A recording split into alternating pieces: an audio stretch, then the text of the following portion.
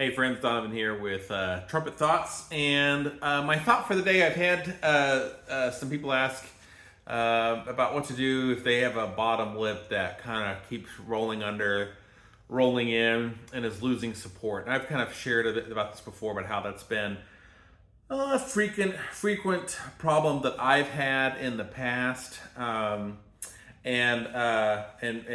honestly, probably a problem I've dealt with ever since I became kind of like embouchure aware. So I think I started becoming like being really aware of this maybe from college. So a long time. And it wasn't until the last few years I feel like I kind of got it sorted out. And there's certainly a few things that I do. I mean, I mentioned in a video before about how I kind of will pull the lip in to feel what it feels like, and then also we'll kind of pull it out to feel what that feels like that. So trying to just kind of set up where that bottom lip is out a little bit. But one of my big keys that I do, and I feel like this just helps to kind of get me set up. And actually, before I share the fix, let me just kind of go into another reason why this is important, at least for me. I find that if I have that bottom lip properly supporting and underneath the top lip, that it's almost like the facing of a woodwind mouthpiece. I don't have a clarinet mouthpiece or anything around here. But if you know anything about the way a reed instrument works, a single reed instrument works, essentially you have a mouthpiece that you have kind of this beveled top part here, and then the part that the reed attaches to is actually like flat and then goes back, and then the idea is that there's an opening between the reed and the facing of the mouthpiece, and that opening is kind of what allows vibration to happen, and so on and so forth. However, you've got to have that reed has to be kind of square up against that mouthpiece, and not closing, but it has to be kind of square. And if they get too far apart one way there, it basically the reed's not getting the support that it needs, and then the mouthpiece doesn't function properly, and the instrument doesn't sound right. And I feel like the bottom lip is kind of similar to that. It's like that facing of the mouthpiece. It's that thing that the top lip is kind of coming down against, and they're working together with position and everything else, so that primarily the top lip can vibrate, because really the top lip's our main vibrator. And that's the thing that is being amplified by the trumpet to make sound. Okay, and if you get in a situation where like your bottom lip is kind of like folds under, you're trying to play this way, or like the top lip is now trying to like buzz off of like your skin down here, it often just seems to not work, and you have to blow harder, and you have to like press the horn against you more, and everything starts to kind of fail. And I know for me, one of the big takeaways that I know this is happening, is I can kind of feel the instrument feels stuffy, doesn't feel very responsive, doesn't feel super resonant. It feels like I have to kind of like blow hard to get things to happen. It doesn't just seem like I can release the air in as easily. And also, after really, really hard playing, if I'm doing that, my bottom lip can actually like start to bruise. And all through college, I'd have people comment after like really intense like marching band sessions where people are like, "Man, your lips are blue," or "Your lips are purple." So anyway, that's why it's a problem. Not a problem for everybody. If this isn't a problem for you, just skip this video. But if this is something for you, this might be a thing to try. So anyway, I kind of have mentioned before, kind of do this stuff, just kind of get a sense of getting that thing out there. That's essentially kind of the setup that I want. But the key for my setup is to do a couple things.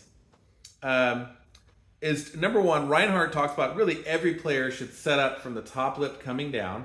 So don't set up from the bottom lip coming up, because you're setting yourself up to kind of roll that bottom lip underneath and over the top.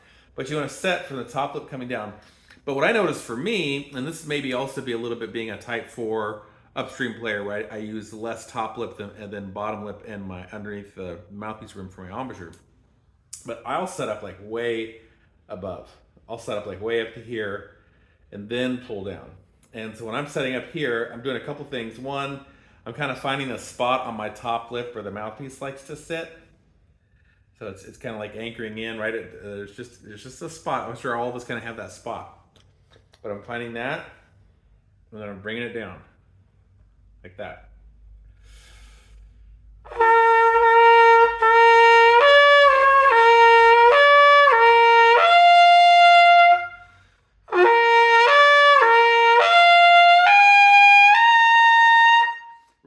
I've talked about how I've been working on tongue level. So I'm incorporating some of that. So if things sound a little rough, you know, you might be like, man, weird, you're talking about a video about trying to sound good, and then you sound sort of crappy here. I'm doing two things at once here, like all of us. So, but anyway, yeah, so setting up way up like that, and then bringing down.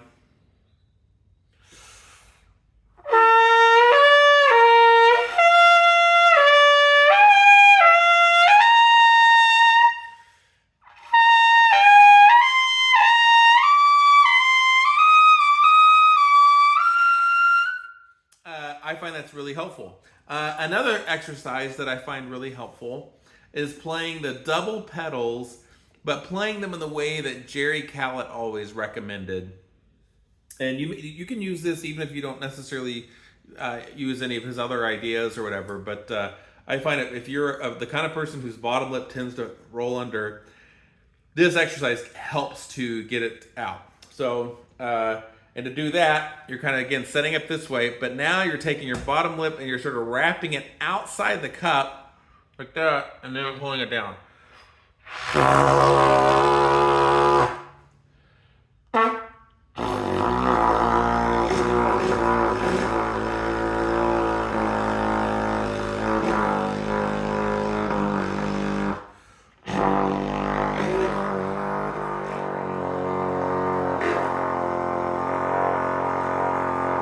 These are great relaxation exercises to do as well, but that gets that bottom lip sort of used to being out there.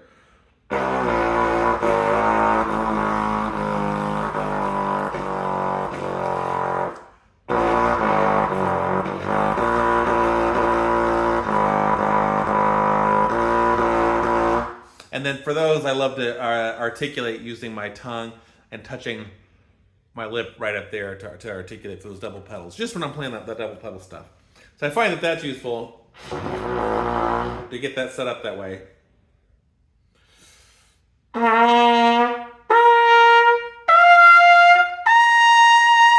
So that can be really useful for me.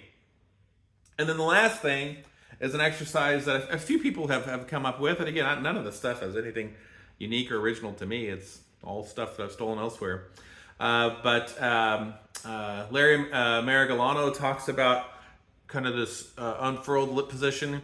But one of my favorite exercises is a video that Adam Rappa does about embouchure development and what he calls the fish face.